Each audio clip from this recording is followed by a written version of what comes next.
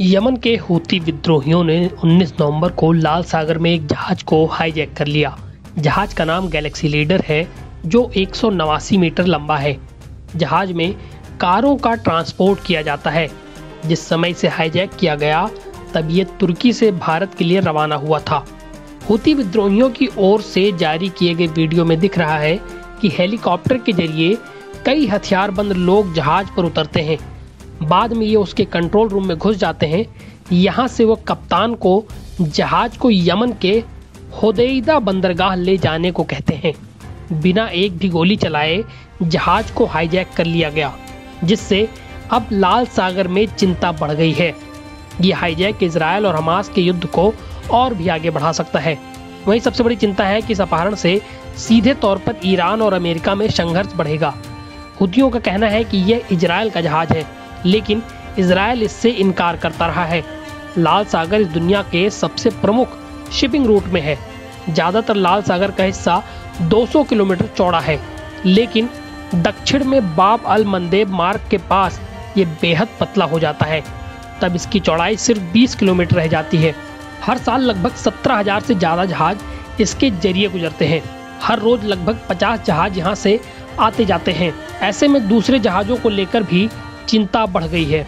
Hijack को रोकने से जुड़े बेहद लिमिटेड विकल्प हैं, जिनमें पहला सैन्य जहाज़ों को वाणिज्यिक जहाज़ों की सुरक्षा के लिए लगाना, दूसरा हूतियों को समुद्र में हमला करके कमजोर करना और तीसरा हूतियों को अपहरण न करने के लिए मनाना है। अगर सैन्य जहाज की बात करें तो सबसे पहला सवाल है कि सेना कौन मुहैया कराएगा। लाल सागर से सऊदी और मिस्र की सीमा लगती है। दोनों के पास ही मजबूत नौसेना है, लेकिन सऊदी हूतियों के साथ संघर्ष नहीं करेगा। वहीं मिस्र भी तटस्थ रहने की कोशिश में है, जिस कारण वह भी हूतियों से पंगा नहीं लेगा। इजरायल क्योंकि युद्ध में फंसा है, ऐसे में वह भी अपनी नेवी नहीं उतार सकता। अंत में बचता है सिर्फ अमेरिका। 7 अक्टूबर के बाद अमेरिका ने एयरक्राफ्ट कैरियर के साथ साथ कई युद्धपोत इस क्षेत्र में उतारे हैं। इजरायल, लेबनान, सीरिया और इराक तक यह बैलेंस बनाए हुए हैं। ऐसे में अमेरिका के पास भी विकल्प बेहद कम है।